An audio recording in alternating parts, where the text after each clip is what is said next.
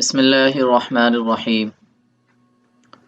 وہ وقت ہیں جن میں نماز پڑھنا مکروہ ہے۔ مکروہ وقت کو جاننے سے پہلے یہ جان لینا ضروری ہے کہ شریعت میں مکروہ کسے کہتے ہیں۔ مکروہ کے معنی ہے ناپسندیدہ۔ حنفی مسلک میں مکروہ کی دو قسمیں ہیں، مکروہ تحریمی اور مکروہ تنزیہی۔ مکروہ تحریمی ان کاموں کو کہتے ہیں جس کی ممانعت شریعت سے ثابت ہو اور جو حرام سے قریب تر ہو، اس کا چھوڑنا واجب ہے اور کرنے والا سخت گناہ گار اور ملامت کا مستحق ہوتا ہے۔ مکروہ تنزیہی ان کاموں کو کہتے ہیں جس کی ممانعت شریعت سے ثابت ہو لیکن اس کی تاکید مکروہ تحریمی سے کم ہو، اس کا چھوڑنا بہتر ہے اور کرنے کی عادت ڈالنے والا گناہگار اور ملامت کا مستحق ہوتا ہے۔ تین وقتیں ایسی ہیں جن میں فرض نماز مکروہ ہے یا وہ واجب مکروہ ہے جو وقت داخل ہونے سے پہلے واجب ہوئی ہو۔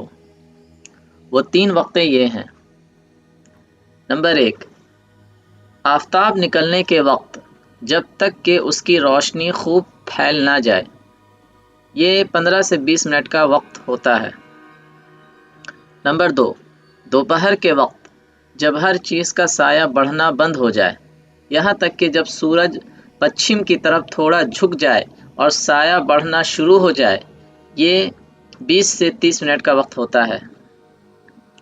نمبر 3، عصر کے بعد جب سورج پیلا ٹکیا ہو جائے کہ اس پر نگاہ رکھنا مشکل نہ ہو، یہاں تک کہ وہ ڈوب جائے، یہ 20 سے 25 منٹ کا وقت ہوتا ہے۔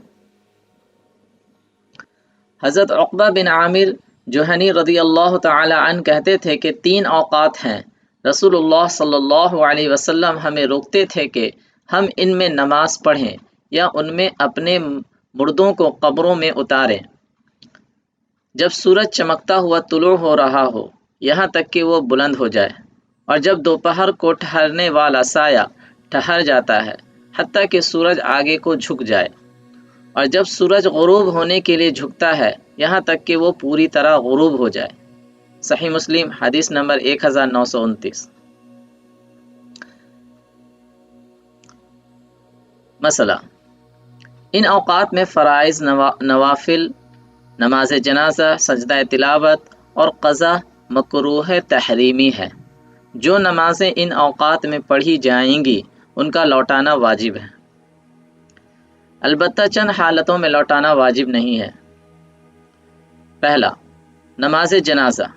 جنازہ اگر اسی وقت میں آیا ہو تو پھر کراہت تنزیہی کے ساتھ اس کا ادا کرنا جائز ہے، لیکن اگر جنازہ پہلے سے آیا ہوا ہو اور اب تک نماز نہیں پڑھی گئی یہاں تک کہ مکروہ وقت شروع ہو گیا تو اب نماز جنازہ جائز نہیں ہے، مکروہ وقت کے گزرنے کا انتظار کرے۔